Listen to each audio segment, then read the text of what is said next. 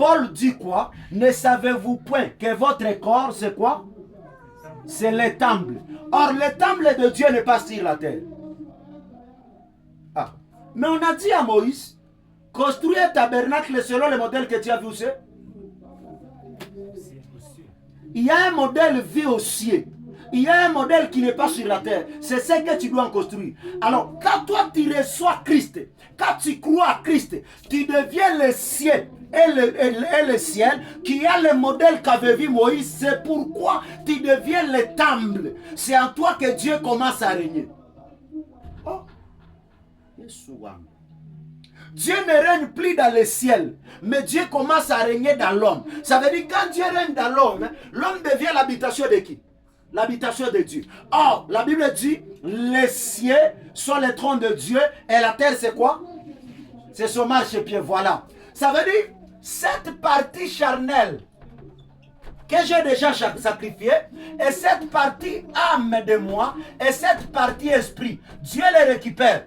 Il fait de cette partie esprit son trône. J'aime ça. Dieu, quand il dit le ciel c'est mon trône et la terre mon marchepied, il prend ton esprit, il fait de ton esprit son trône et il fait de ton âme la terre qui sera son marchepied. C'est par là que tu peux rencontrer les démons et tu leur dis sortez. Et les démons se disent nous reconnaissons que tu viens du ciel des cieux, nous allons sortir, partir là où nous devons aller. Pas parce que tu as prié. Il y a ceux qui ont voulu chasser les démons et les démons les ont tabassés. Les démons les ont frappés. Les démons les ont fait du mal.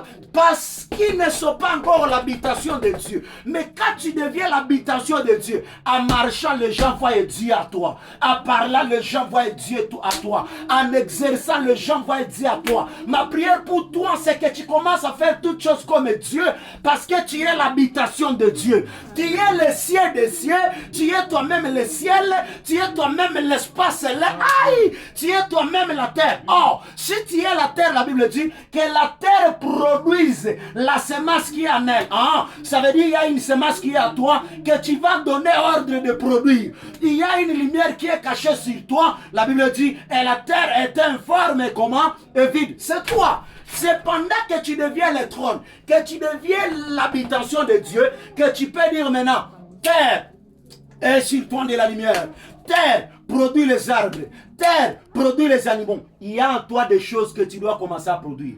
Pourquoi? Si tu ne les produis pas, alors tu ne régneras pas sur eux. Si tu ne les produis pas, tu ne prospéreras pas. Si tu ne les produis pas, tu ne monteras pas. Si tu ne les produis pas, tu ne t'élèveras pas tellement haut. Mais c'est quand tu produiras ces choses qui sont à toi, c'est alors que tu commenceras à régner. Vous savez pourquoi Dieu reste Dieu?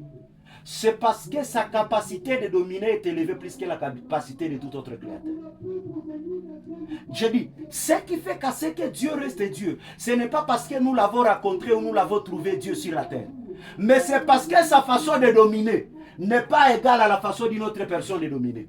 Quand Dieu domine, il décide de dominer de soi-même, pas d'une personne. Mais très loin, j'aimerais te dire, quand il